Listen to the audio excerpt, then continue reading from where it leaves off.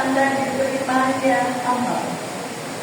Kalau ibu-ibu kepengen tahu bagaimana amal ibadah selama Ramadan ini diterima, adalah semua kebaikan Ramadan itu tetap kita kerjakan setelah Ramadan pergi.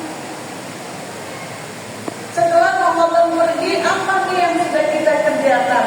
Kemarin Ramadan itu luar biasa, ibu ada yang one day 3 juz, one day 5 juz, sedekah luar biasa, sholat 40 rakaat, 17 ribu selebihnya adalah sunnah, dikerjakan semua. Nah setelah Ramadan, bagaimana kita tahu bahwa amal ibadah Ramadan kita diterima?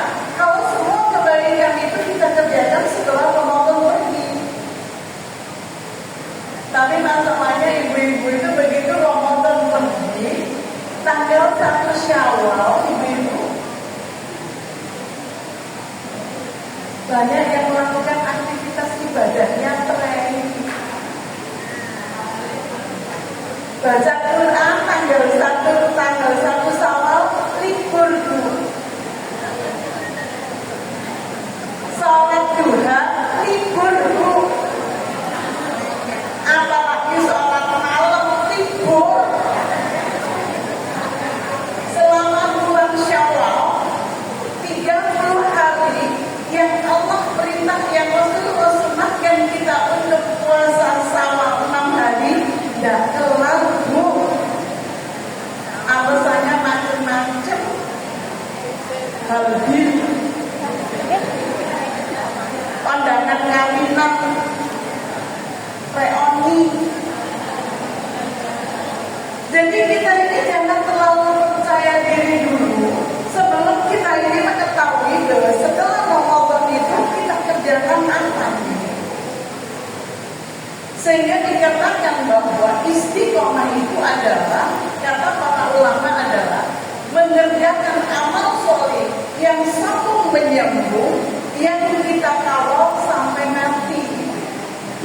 Saya ulang ini. Istiqomah itu adalah melakukan amal soleh apapun itu yang dikerjakan sambung menyambung, terus menerus, yang dikawal sampai mati. Itu namanya istiqomah. Kenapa istiqomah itu kita kawal sampai mati? Karena syarat untuk husnul khotimah seperti yang disampaikan oleh Bunda Hasnia Hasan adalah istiqomah dalam amal soleh. Jadi syarat kita itu untuk mendapatkan husnul khotimah itu luar biasa, gak cuma pengen doang. Jadi syaratnya seseorang untuk mendapatkan husnul khotimah adalah istiqomah dalam amal soleh. Ini yang mesti harus kita garis bawahi dulu. Saya mencoba untuk mengintip kegiatan orang-orang yang sukses, baik urusan dunia maupun urusan akhirat. Orang-orang sukses itu selalu yang pertama punya rencana kerja, punya rencana apa yang mau dilakukan, punya rencana amal soleh, rencana. Yang nomor dua, orang sukses itu punya target. Dan yang nomor tiga ini adalah orang sukses itu pasti kerja keras. Saya ulang, orang sukses itu yang pertama pasti punya rencana kerja, rencana amal itu ada. Yang nomor dua pasti punya target. Yang nomor tiga pasti mereka kerja keras untuk mencapai apa yang sudah direncanakan dan apa yang sudah ditargetkan. Ini ciri-ciri orang sukses. Sedangkan sukses menurut Islam adalah bukan hanya material. Saya tidak menyatakan bahwa material itu tidak boleh, boleh itu.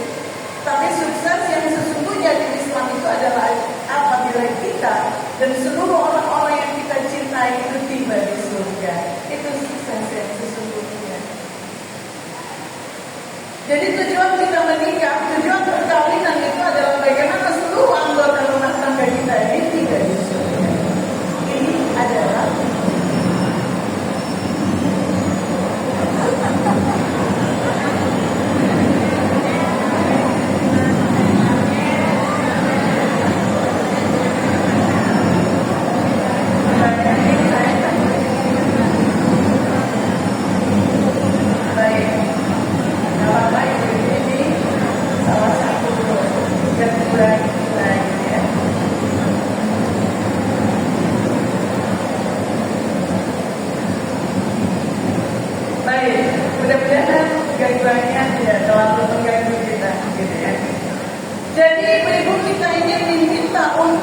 memiliki target, memiliki rencana, dan kita diminta untuk senantiasa kerja keras. Masalahnya kalau untuk urusan dunia, kita sudah biasa punya rencana. Kalau untuk urusan dunia, kita biasa punya target. Kalau untuk dunia, kita sudah terbiasa kerja keras. Tapi kalau untuk urusan akhirat, karena tidak tampak ibu-ibu, kita ini sudah terbiasa materialistis. Kalau saya ngomong jenengan materialistis, pasti jenengan gondok sama saya. Kalau jadi saya bilang jenengan ini materialistis, kita dididik materialistis. Contoh begini deh. Ada satu hadis riwayat dari Rasulullah SAW. Hadis riwayat Bukhari Muslim, menarik sekali.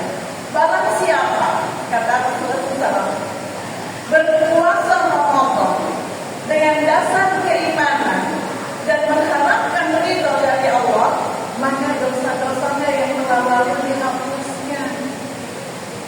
Ini buat saya sesuatu yang menarik. Kalau saya sampaikan sama ibu-ibu, itu sama ibu-ibu cuma dicatat doang.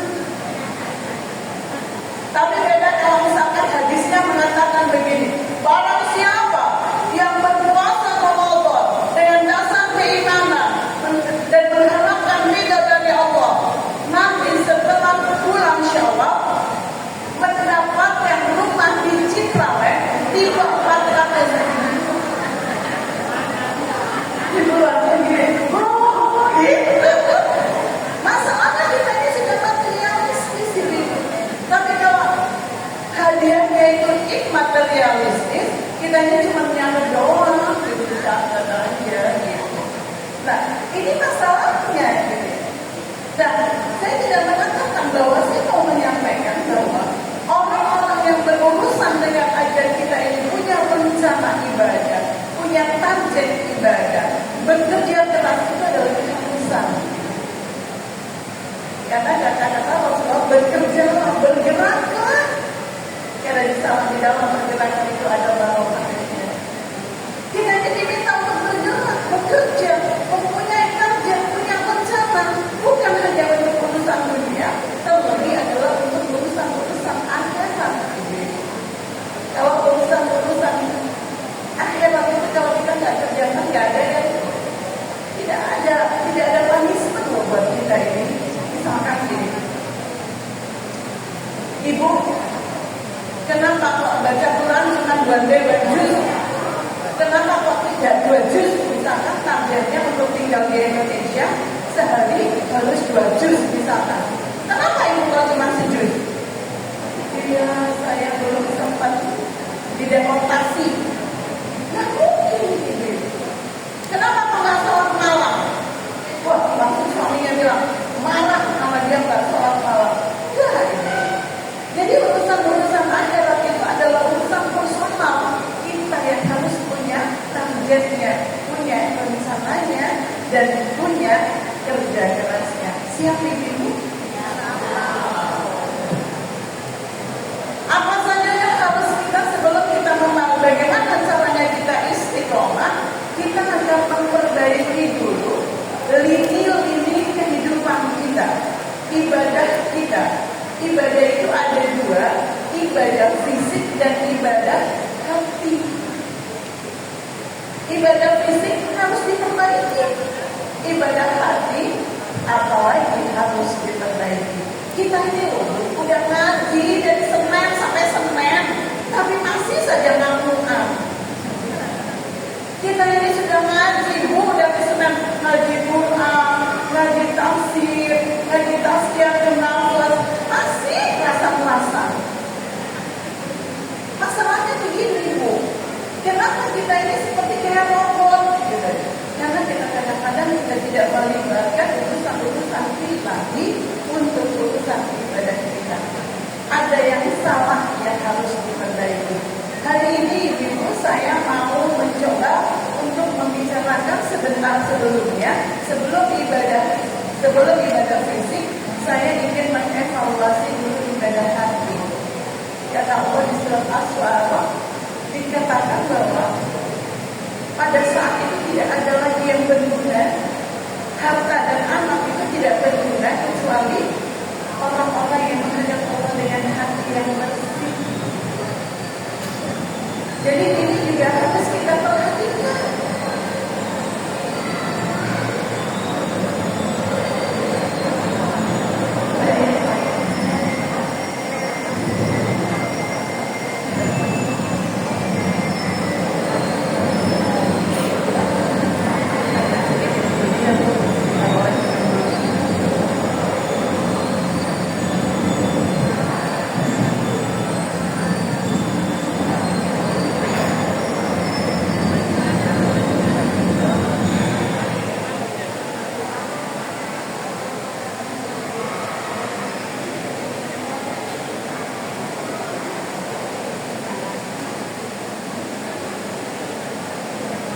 Baik, itu sudah lanjutkan.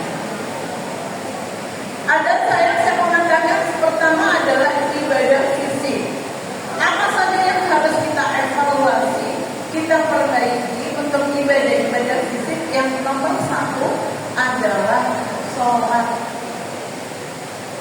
Sebelum kita mengulik tentang bagaimana caranya, kita evaluasi dulu. Kenapa kita nggak bisa istiqomah? Karena ibadah-ibadah yang sangat penting, kita ini masih banyak salah. Sholat itu ibu, kita mulai perbaikannya dari sejak azan. Kita ini satu hari ada berapa kali azan? 5. Jenengan kalau azan ngapain saja? Gak tidak toh? Azan itu adalah waktu kita mulai masuk melaksanakan ibadah sholat. Rasulullah SAW bersabda, pada saat kita ini azan sholat, kita ikuti ibu-ibu bacaan-bacaan azan itu. Allahu Akbar, Allahu Akbar, Allahu Akbar. Berhenti. Kalau jenengan nyapu, berhenti. Kalau jenengan telepon, berhenti. Kalau jenengan masak, berhenti. Ikuti sunnah Rasulullah, ikuti kata-kata azan itu. Hayya 'alal shalah, la haula wa la quwwata illa billah. Setelah azan ibu-ibu sunnahnya baca doa. Allahumma rabb hadhihi da'watin tammah.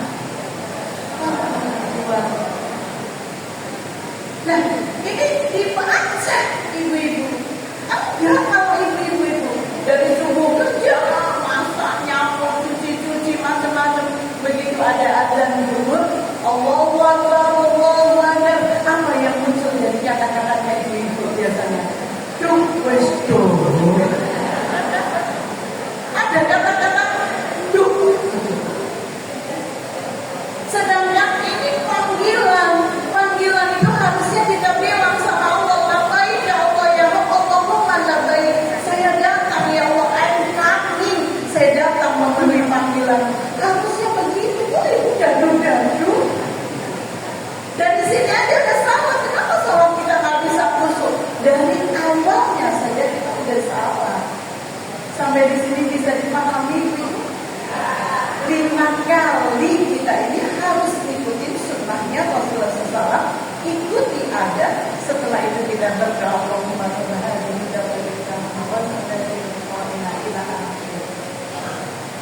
Setelah itu apa? Jangan berdoa apa saja. Dan doa antara azan dan iqamah adalah doa yang tak tertolak. Rabbana, mampukan saya kali ini sholat dengan khusyuk, minta ini. Itu yang pertama. Yang kedua adalah wudu. Wudu ini kata Rasulullah SAW, barang siapa yang menyempurnakan wudunya dan dia berdoa asyhadu an la ilaha illallah wa asyhadu anna muhammadan abduhu wa rasuluhu, Allahumma ja'alni minal tawwabin wa ja'alni minal mutatahhirin. Apa kata beliau? Akan dibukakan 8 pintu surga, dan dari 8 pintu surga itu jenengan bisa memasuki dari pintu manapun yang di surga. Segitunya loh Allah itu baiknya sama kita. Cuma dari wudu doang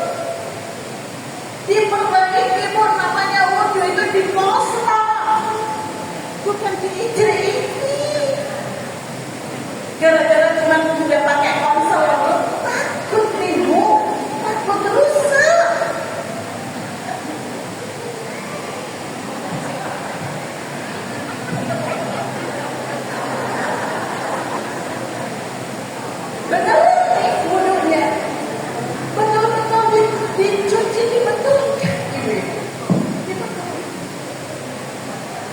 Barang siapa yang menyempurnakan wudhunya, kalau dia berdoa itu akan dibukakan 8 pintu surga, dan darinya dia akan memasuki pintu dari pintu manapun yang dia suka. Ini 2 poin loh Bu, kita udah salah. Kita kalau wudhu itu pikiran kemana-mana. Kita wudhu itu kita sudah gak sempat lagi berdoa. Begitu keluar dari tempat wudhu kita langsung, oh ya ini kok dikirim nama ya, ini gak mesti apa, ini pidana nama, kok masa ini. Kita gak sempat lagi berkoneksi dengan Allah. Dari 2 titik ini bisa ya Bu. Yang nomor 3, perbaiki properti sholat ini. Apa maksudnya? Kalau jenengan kita mulai dari subuh, kalau jenengan bangun tidur untuk sholat subuh, pastikan sikat gigi, pastikan mukanya dicuci sama sabun yang wangi, pastikan baju tidurnya diganti, pastikan rambutnya disisir rapi. Oh enggak, ibu-ibu salat subuh pakai daster yang bekas tidur. Ngaku sudah pakai baju bekas tidur, sudah nggak sikat gigi, rambutnya curl nggak disisir. Terus namanya mukenanya itu kayak mukena yang ada di rest area, sininya jendibal, kalau mau dipakai kayak mau bungkok. Dicuci berkala, ibu-ibu wangi. Pastikan sajadahnya ibu-ibu juga dicuci berkala. Ada kita tak sempat loh nyuci sajadah, dibikin apa kok, dipakai yang untuk yang suci-suci, siapa bilang? Udah kok sudah dicuci kok Ramadan kemarin. Lalu cucian kedua itu pada saat Ramadan tahun depan. Sampai di sini kebayang ibu-ibu? Kebayang kalau kita banyak salahnya? Kita ini loh kalau ke kondangan ini keren banget loh. Kalau ke kondangan mau ngaji, mau ke kawinan, ya tak menjadi sekarang ada di kawinan ini banyak. Coba ada yang pakai dasar nggak ada. Ada yang rambutnya belum disisir, ya itu namanya kudurnya. Insya Allah. Bedaknya itu flawless. Ini saya cuma mengingatkan, kenapa kita tidak bisa sholat dengan khusyuk? Ya ini yang gampang adalah perhatikan gerakan dan bacaan sholat. Kita ini kalau bacaan sholat, sebelum sholat siapkan 2 surat yang akan dibaca di rakaat pertama dan kedua. Oh iya, saya mau cerita dulu nih, saya punya sahabat, Masya Allah. Sahabat saya ini benar kenal. Orang ini Masya Allah sudah kaya, cantik, baik sama orang, Masya Allah. Kalau dia telepon, saya itu sering ke rumahnya. Kalau telepon pembantunya, kodinatnya, rumahnya gede. Saya bilang, kalau ke rumahmu itu bisa tersesat. Saking gedenya rumahnya. Kalau dia telepon, kodinatnya begini. Mbak, lagi repot. Ini loh ibu lagi ada tamu. Boleh dibuatkan jus tanpa gula-gula. Tapi kalau sudah repot, maaf ya ibu repot. Ini sama pembantu. Saya yang ngeliat itu cuma dada. Anak kami sama sekolahnya di Al-Hikmah dulu. Kalau kami ambil rapot kebetulan satu kelas gitu ya. Pulang setelah ambil rapot kita di gerbang sekolah. Bedanya saya nyetir sendiri, dia pakai supir. Dia kalau telepon supirnya begini, Mama, gimana? Diberikan sekolah. Iya, Ibu sudah selesai. Tapi kalau Mama masih ngomong, ya Bapak Ibu tunggu di sini. Ayo, enggak, saya ini supir enggak. Sama pembantu sama supir kayak matang. Wes enggak, ayo enggak supir. Solihah enggak. Terus apa dong? Kok ngaji dari Senin sampai Senin? Masya Allah, sama anak kayak matang, sama suami berdoa. Lo ngakuin solihah. Gara-gara semuanya, gara-gara mau kakian. Ngaca. Saya loh Bu, dengan jangan tersinggung ya. Saya itu. Masya Allah. Dia sudah saya sholat sama dia di rumahnya. Dia minta saya jadi imam. Dia bilang nggak bisa. Sunnahnya itu tuan rumah jadi imam. Dia bilang tuan rumahnya minta tamunya jadi daripada gara-gara oke lah baiklah saya yang jadi imam. Ketika saya mau takbir untuk ikram, dia pakai saya mbak sebentar. Kenapa? Ternyata dia lari ke meja, ternyata cincin berlian dan jam tangannya belum terpasang. Saya bilang seolah dia tahu bilang saya. Dia bilang maafkan Mbak Evi, saya ini kalau menghadap Allah the best performer.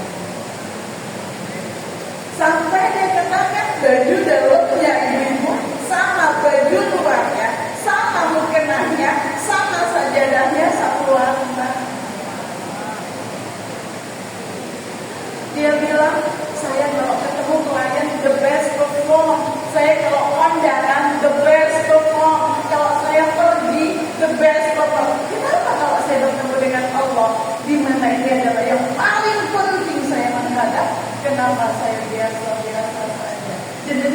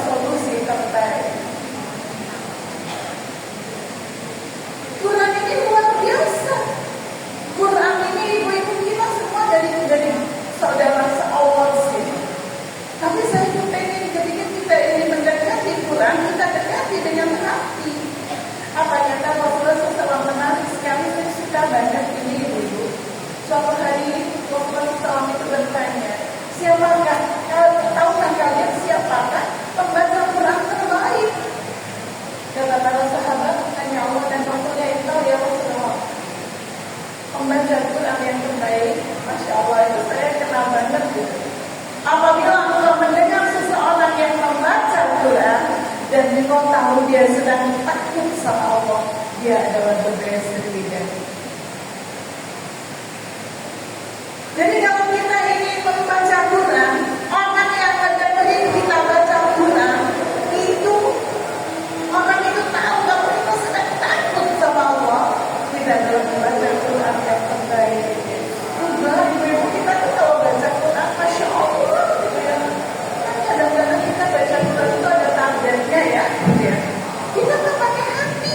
Kenapa saya nggak bilang pakai hati? Bolak balik dia kata Bu. Itu level 1. Jadi sampai begini ya. Ini kita baca. Udah. Kita jadi negara kita walaupun ada ini ada tahu macam dunia ini sama Allah ada.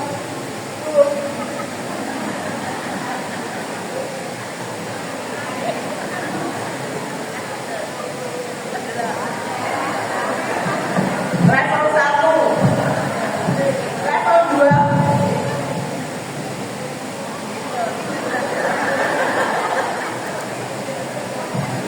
Kita nggak ada nikmat-nikmatnya baca Quran. Kenapa kita kejam sekolah itu? Tidak dengan hati yang kita sertakan, tidak dengan rasa takut ketika kita baca Quran, tidak dengan rasa cinta ketika baca Quran. Ini yang kita harus berlatih. Kita harus exercise. Saya bilang sama anak-anak saya, ibu, saya bilang sama mereka, jangan pernah kalian keluar dari rumah sebelum kalian install dada kalian dengan Quran. Kenapa Bunda bilang begitu? Karena sesungguhnya di luar sana itu bumi, dunia ini gelap gulita, banyak tipu daya, banyak potongan, banyak jebakan. Sedangkan Quran dikatakan oleh Quran sendiri, dia adalah an-nur, cahaya. Semakin kita memasukkan Quran di dalam dada kita, semakin kita bisa melihat wajah dunia. Ini kita harus sampaikan sama anak-anak. Anak-anak sekarang itu lebih banyak lihat HP daripada lihat Quran. Dia rusak HP itu ibunya.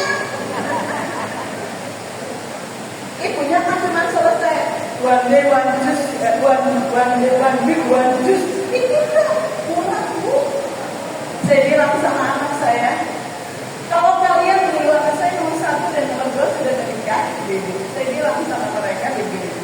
Kalau ketika kalian belajar, kalian baca Quran 1 hari setengah juz, itu enough bagi mereka.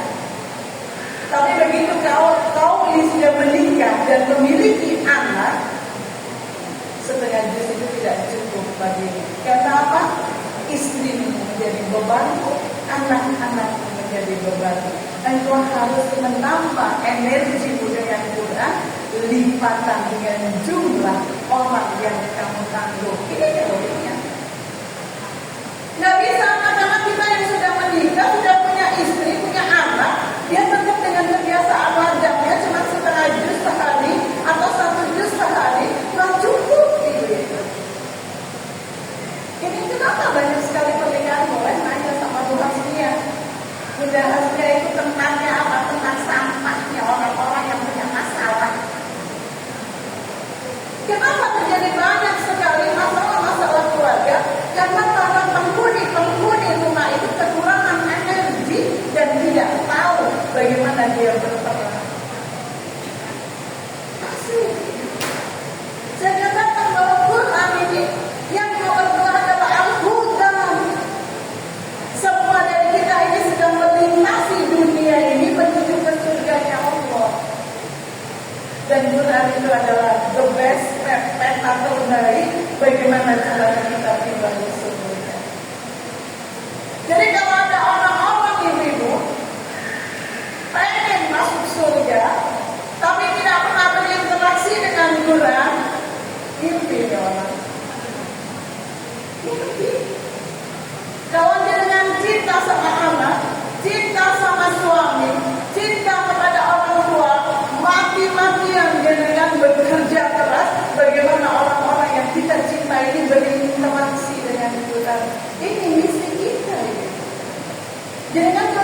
Ibu-ibu jangan sendirian, ajak anaknya, ajak suaminya. Ibu-ibu itu kan sebenarnya cuma berkomunitas sama circle-nya saja. Anaknya gak diajak, haji kayak gini loh, kan anaknya bukan gak diajak. Habis UAS pun capek istirahat di rumah loh. Untuk ke surganya harus dipaksa. Saya bilang kalau ada orang yang pengen masuk surga, laki perempuan, tua atau muda, dia ini kaya atau miskin, sehat atau sakit, pengen masuk surga, tapi tidak pernah berinteraksi dengan orang, mohon maaf saya katakan mimpi ya orang. Tuhan ini adalah peta terbaik. Mari kita perbaiki interaksi kita dengan Tuhan. Makanya saya bilang ngaji pertama yang harus itu adalah ngaji Quran. Yang pertama apa? Ngaji tilawah Quran. Membaca Quran dengan baik dan baik. Tadi saya sudah membaca kuliahnya, Masya Allah Ustazah tadi menjelaskan keren. Yang kedua apa? Kita belajar tafsir Quran. Yang ketiga kita belajar menghafal Quran. Yang keempat belajar mengamalkan Quran. Karena Quran ini diturunkan bukan hanya untuk dibaca dan dihafalkan, tapi untuk diamalkan. Ini Quran. Jadi goal akhirnya bagaimana kita bisa mengamalkan Quran. Saya punya kurikulum di Dahasnya Hasan di pesantren saya. Namanya teacher worksheet ya. Teacher worksheet ya. Setiap guru yang akan mengajarkan itu, misalnya hari ini belajar tentang sains, masalah tanaman. Guru ini harus mencari dulu dasarnya di Quran dan Sunnah untuk disampaikan kepada murid-murid. Hari ini kita bicara tentang tanaman. Ini kata Allah, ini kata Rasulullah.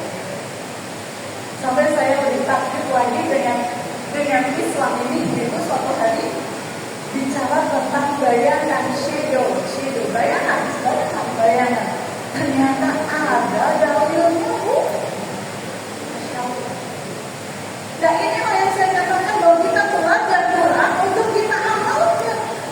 Bicara tentang tebu, bicara tentang gula, bicara tentang angka, burung, cacing, semua. Inilah kenapa kita harus berinteraksi dengan Tuhan. Saya punya teman juga, tapi beda dengan teman yang nomor satu. Teman saya ini juga kaya, cantik, masih muda, usianya sekitar 48 tahun. Masya Allah. Saya pernah umroh bersama dia, kita lewat Turki dulu. Outfit bajunya selama umroh itu nggak kaleng-kaleng. Shawlnya bermerek, tasnya bermerek, sepatunya bermerek. Saya cuma melihat aja dari jauh, ya Allah, anak ini Masya Allah serius banget dia dengan penampilannya. Tapi ada sesuatu yang menarik dari dia ketika saya amati. Setiap kami transit di bandara, ketika kami transit tiap pagi, dia pasti hilang mencari masjid bandara untuk sholat sunnah duha. Kalau kami transitnya pada malam hari, kalau saya transit kan transit aja kan, Bu. Dia pasti hilang yang dicari adalah masjidnya bandara untuk sholat malam. 13 hari kami umroh bersama-sama, dia 4 kali hafal Quran. Dan khusus Ramadan kemarin, dia berhasil menghatamkan 10 kali hafal Quran. Dengan kedatangan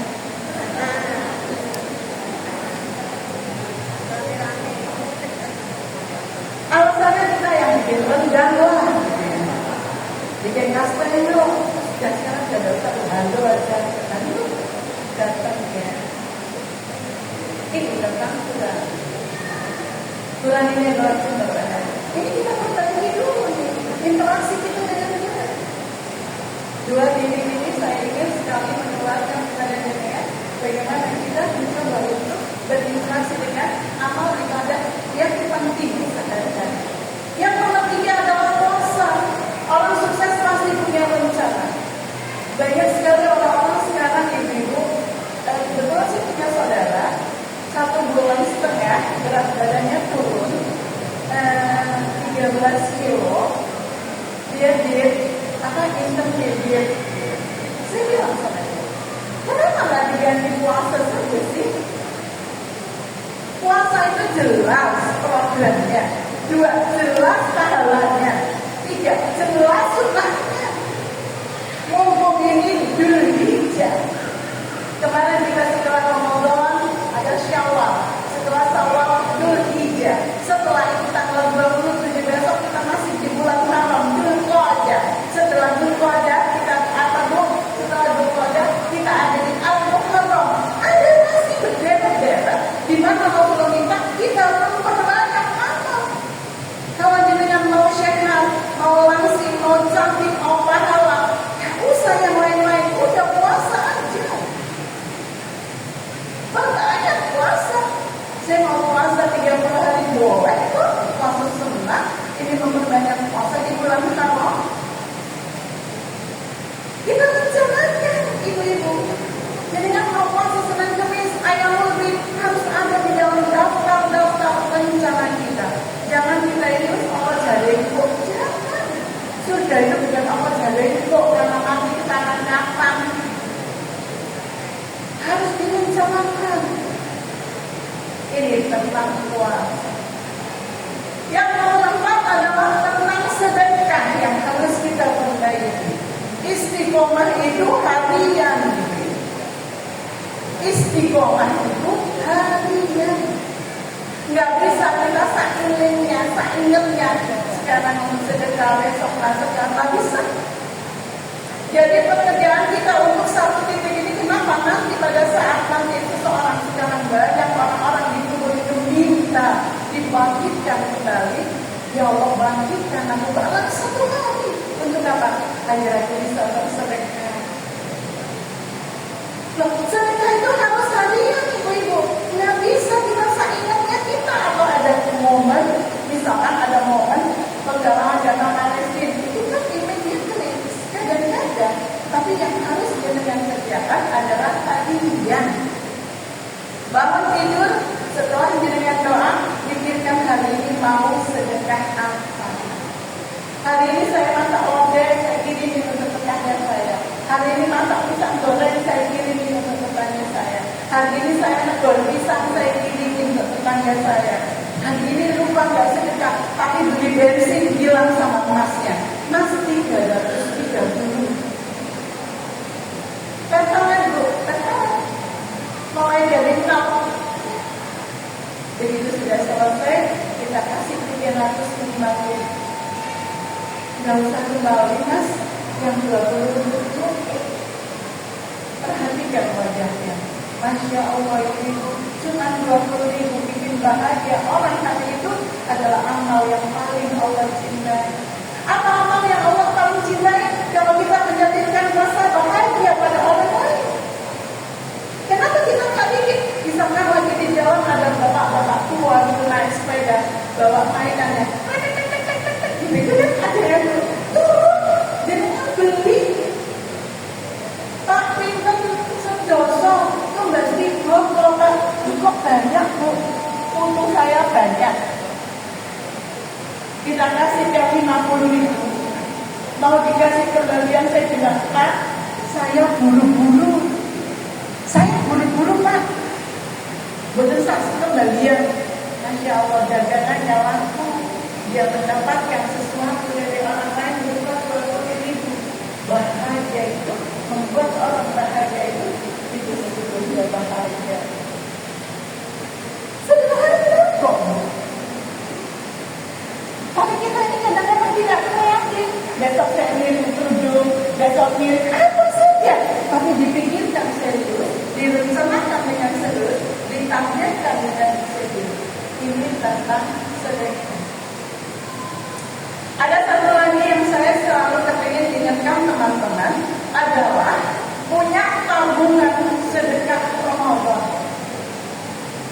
Ini yang sering sekali banyak orang tidak mengambilnya. Jujur, saya bukan orang yang banyak uang, tapi saya kepengen banget ketika Ramadan saya bisa berfoya-foya dengan sedekah. Kenapa?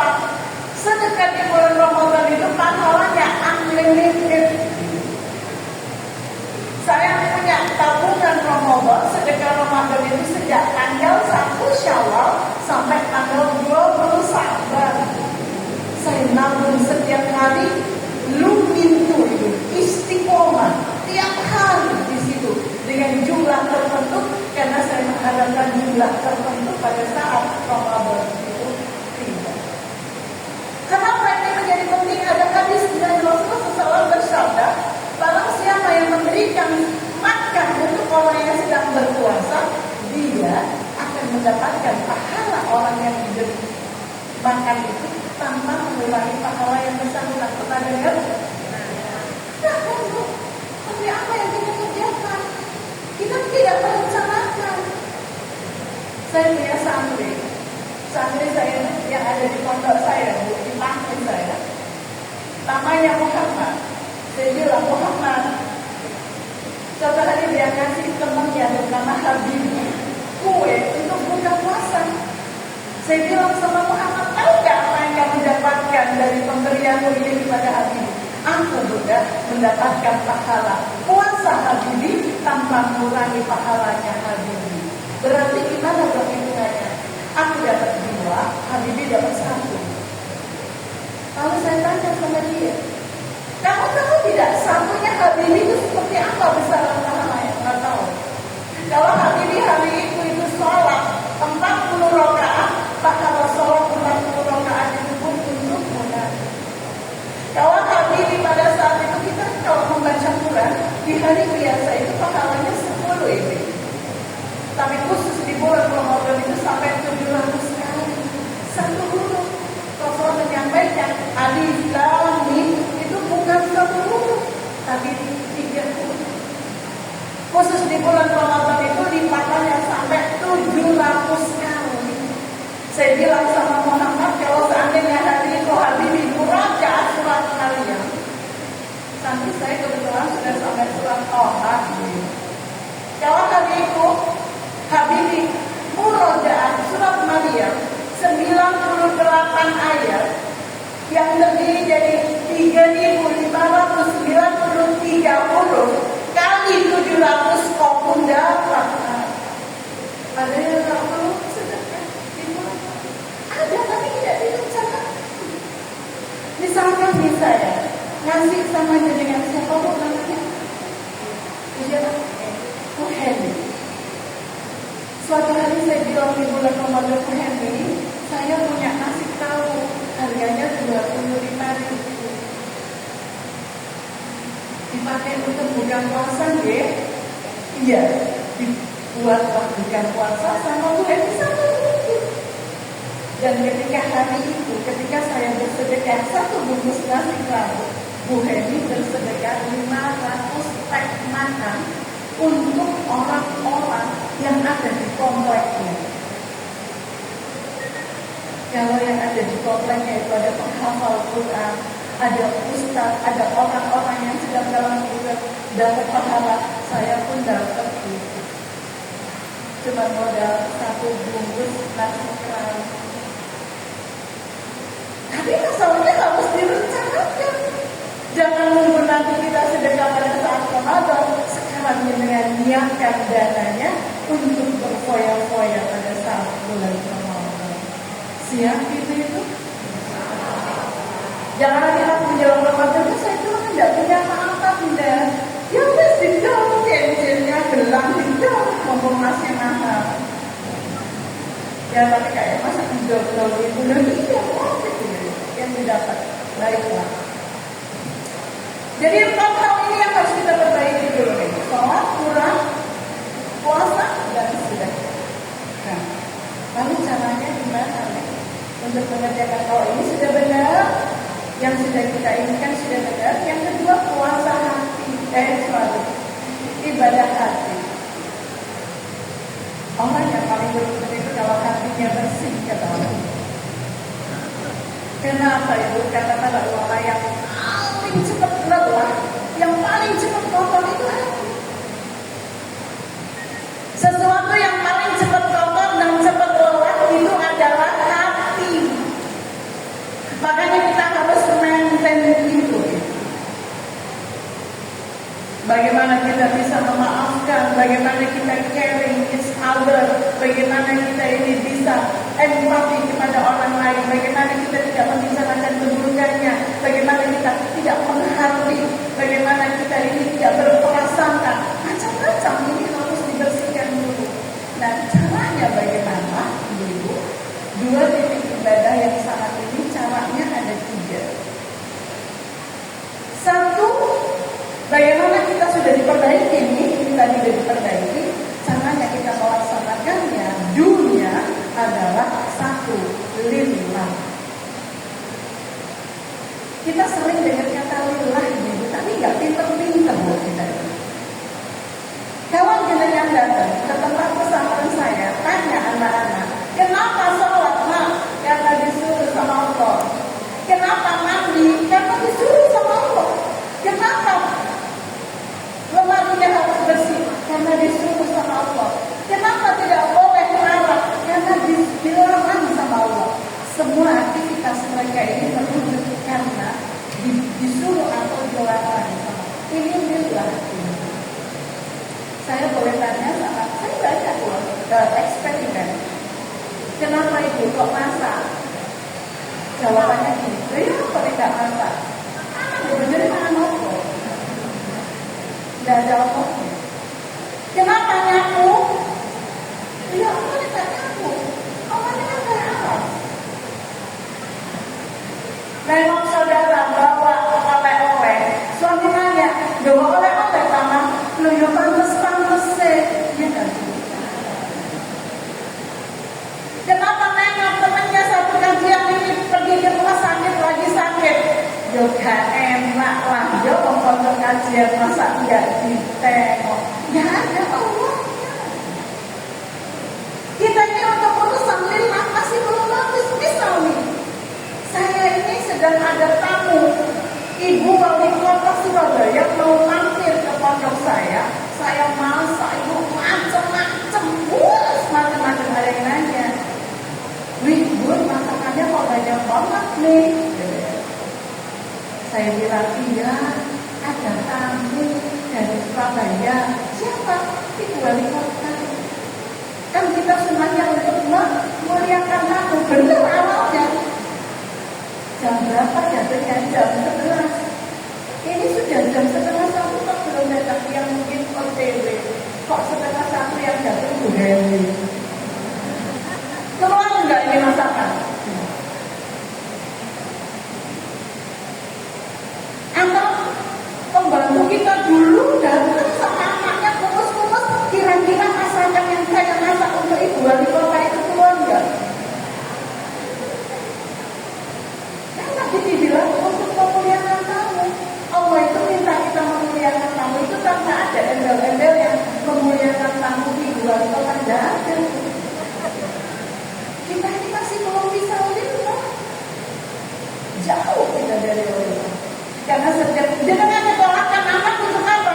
Untuk ujung-ujungnya duit. Saya sudah survei beberapa fakultas. Kenapa masuk fakultas ekonomi? Kenapa fakultas kedokteran? Kenapa pertanian? Kenapa hukum? Apa? Untuk agar mereka dapat pekerjaan ini.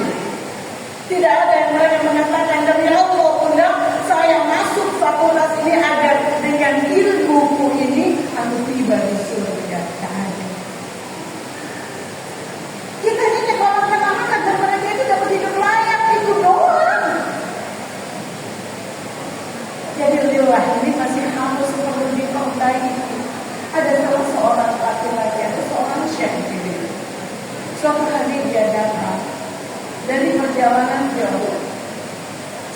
Dia membawa oleh-oleh 1 butir semangka karena istrinya ini menyukai semangka. Sama istrinya di bawah, ternyata pucat pasti itu semangka. Lalu istrinya marah.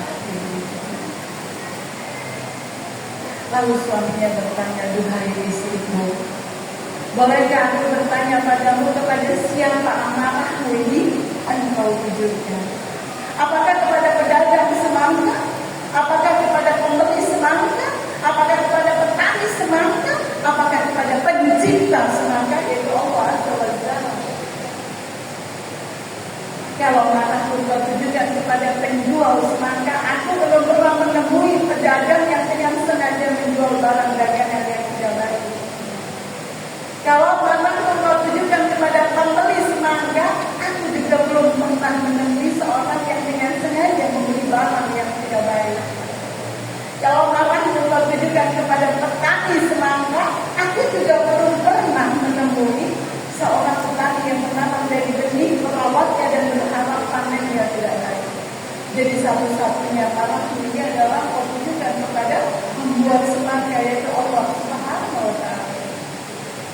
Padahal setiap yang Allah berikan pada, kalau itu baik, engkau bersyukur, itu adalah kebaikan bagimu. Kalau yang Allah berikan padamu sesuatu yang tidak engkau harapkan dan engkau bersabar, itu adalah kebaikan bagimu. Jadi apabila Allah telah memberikan sesuatu yang tidak engkau harapkan dan engkau harap, sesungguhnya ada masalah dengan Allah. Bukankah kita sering di situ? Kita sering sekali mengalami hal-hal seperti itu, bukan masalah hanya semata. Kita sering sekali kita marah terhadap kondisi yang tidak kita suka. Ada masalah ketika itu. Yang nomor 2 setelah billah, apa itu billah? Billah itu adalah melibatkan Allah untuk semua aktivitas. Jenengan mau sholat dengan khusyuk, minta sama Allah. Jenengan bisa baca Quran dengan baik, benar dan banyak, minta sama Allah. Jenengan bisa mendampingi suami dengan baik, minta sama Allah. Jenengan bisa mendampingi anak-anak dengan baik, minta sama Allah. Jenengan mau masak apa, minta sama Allah. Jenengan mau belanja apa, minta sama Allah. Jenengan mau dapat parkiran yang baik di mall, minta sama Allah.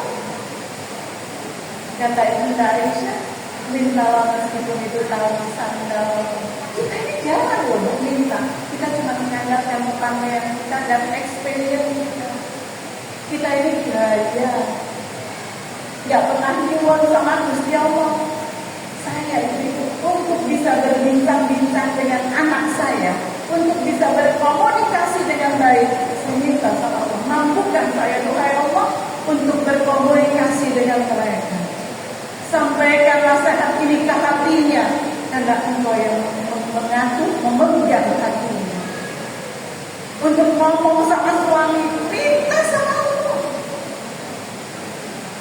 Untuk ketemu dengan jenengan hari ini, saya sejak malam bilang besok saya bertemu dengan sahabat-sahabat dan saudara-saudara saya di pengawal, ya Allah, jadikan pertemuan kami di barokah. Kalau ada tamu saya bilang, Rob, hari ini ada tamu, jadikan perjalanan mereka ini penuh barokah sampai di tempat kami. Jadikan pertemuan kami ini menghasilkan kebaikan yang panjang sampai yaumul qiyamah. Minta. Mampukan saya menjamunya dengan baik, ya Allah. Kalau jenengan mau pergi bertamu, bilang sama Allah, mampukan saya jadi tamu yang baik, ya Allah. Enggak, nanti ujung-ujungnya kalau kita tidak minta, ujung-ujungnya rasa-rasa. Ya Allah, mau tamu itu kabeh dibawa mobil itu. Ini tangannya aneh ya. Itu Bu. Minta sama Allah. Mintalah meskipun diketahui sandal. Minta. Kita ini biasa. Ada sebuah kisah ya. Saya pengen sekali cerita tentang billah. Di Timur Tengah ada seorang gadis kecil, playgroup. Suatu hari bilang sama ustadzahnya, ya ustadzah, aku hari ini bahagia karena ibu sedang hamil, artinya aku mau punya adik, kata anak balita ini. Apa yang kamu inginkan tentang adikmu, nak? Kata ustadzah. Aku pengen adikku ini perempuan, karena dia perempuan, gadis kecil. Tapi ibuku tuh kepengen adikku laki-laki, ustadzah. Berlalu waktu sampai dia sudah lulus ini, kan itu di ujung semester. Suatu hari ketika dia sudah masuk SD, itu ustadzahnya bertemu dia di sebuah pusat perbelanjaan. Hai gadis kecil, apa kabarmu? Apakah ibumu sudah melahirkan? Sudah ustadzah, katanya. Bolehkah aku tahu apakah adikmu lakinya perempuan? Bolehkah aku bercerita dulu pada dia ustadzah? Ya oke lah, kata ustadzah. Setiap malam aku berdoa ya ustadzah. Aku minta sama Allah, ya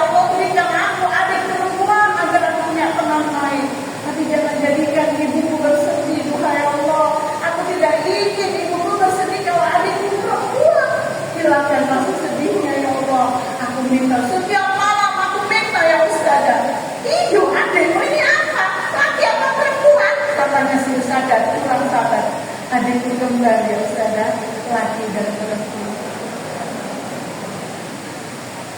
Jenengan sudah minta apa sama Allah? Kita ini jangan sampai meminta sungguh-sungguh. Minta amal soleh kadang-kadang. Rabbana hab lana min azwajina wa dhurriyyatina qurrata a'yun waj'alna lil muttaqina imama. Rabbi hab lana min solusi berat kayak HP.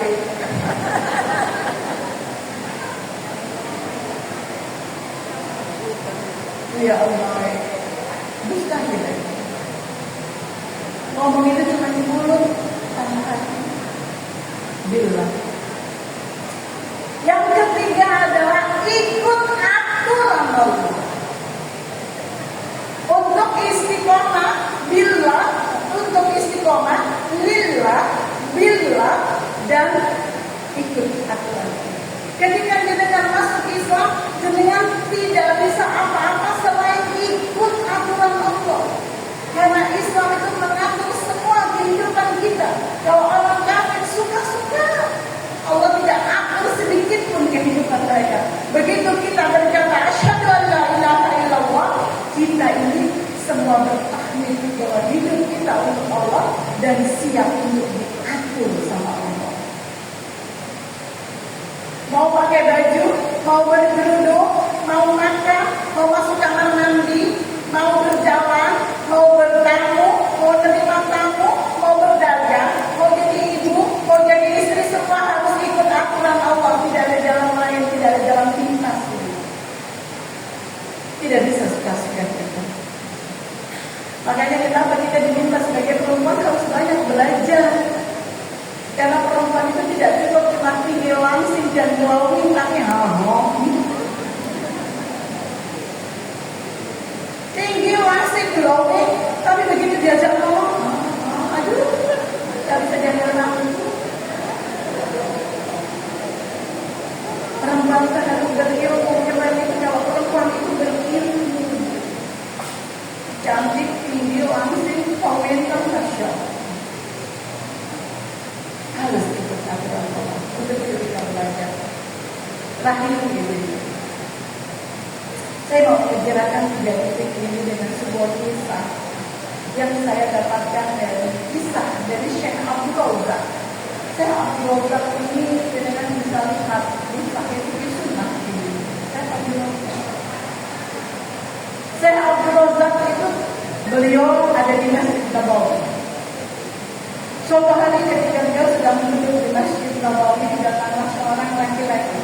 Saya cuma mau menyampaikan kepada jenengan tentang yang kita bicarakan agar kita istiqomah ini.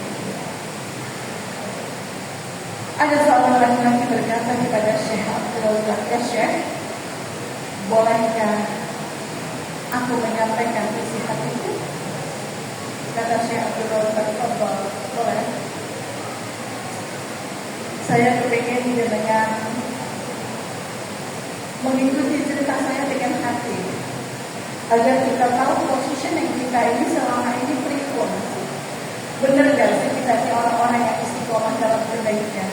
Benar gak sih kita adalah orang-orang yang membutuhkan surga? Ini menjadi penting. Lalu laki-laki bercerita, ya Syekh, sesungguhnya aku ini adalah seorang saudagar yang kaya raya. Perdagangan itu melintasi benua. Aku seorang tajir pedagang besar. Rasanya tidak ada masalah dengan semua urusan ekonomi perdagangan itu. Kata laki-laki,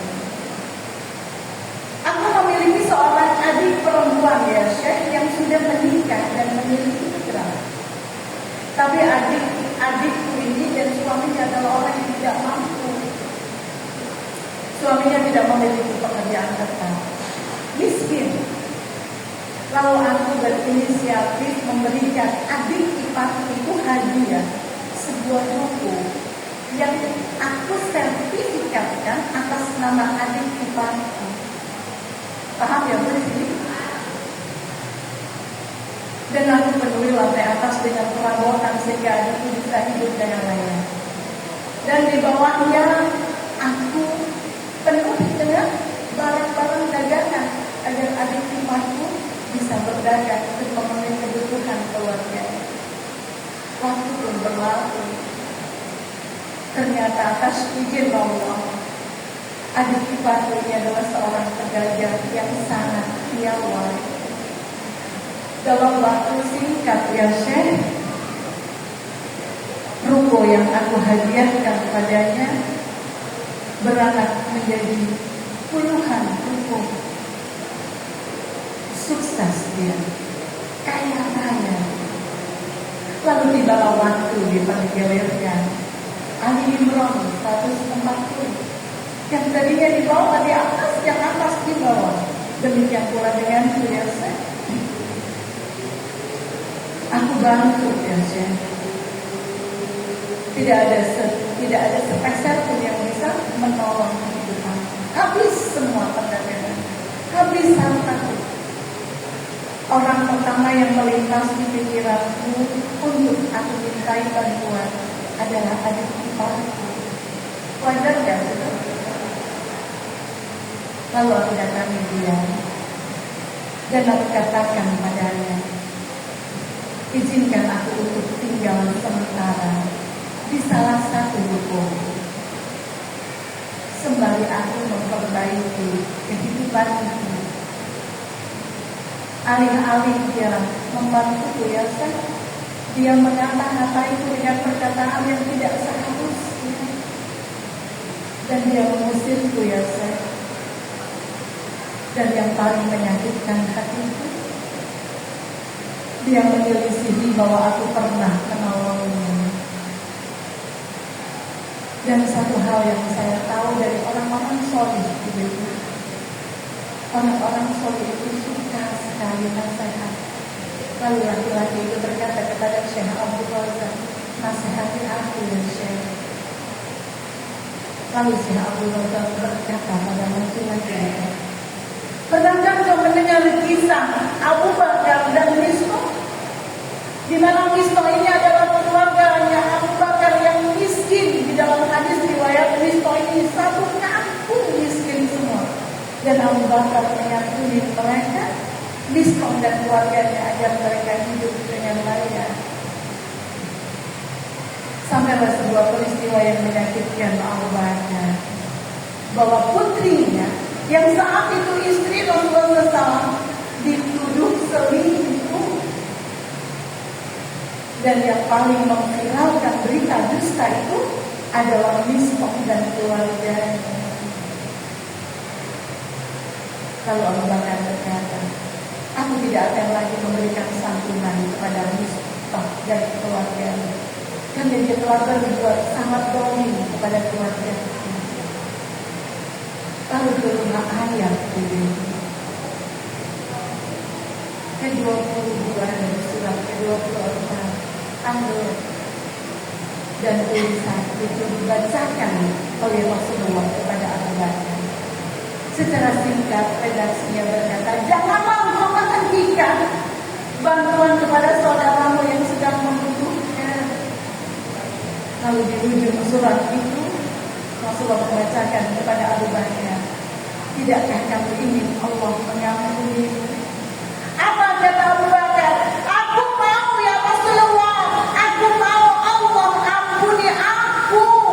Demi Allah, bulan depan aku akan lipatkan bantuanmu kepada Misbah dan keluarga.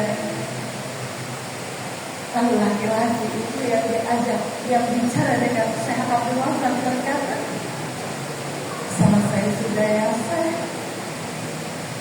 selesai sudah. Aku maafkan adik iparku. Lillah itu ibu-ibu tidak ada yang tersisa untuk kita. Lillah itu semuanya untuk Allah.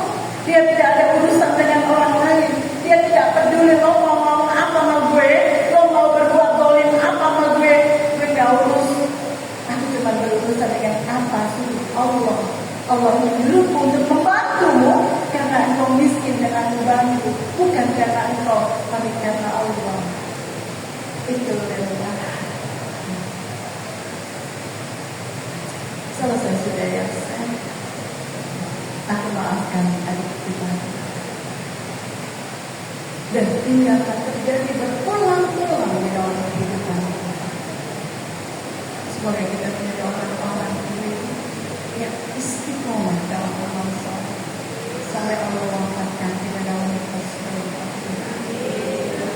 Terima kasih sudah mendengarkan saya. Mohon maaf lahir dan batin.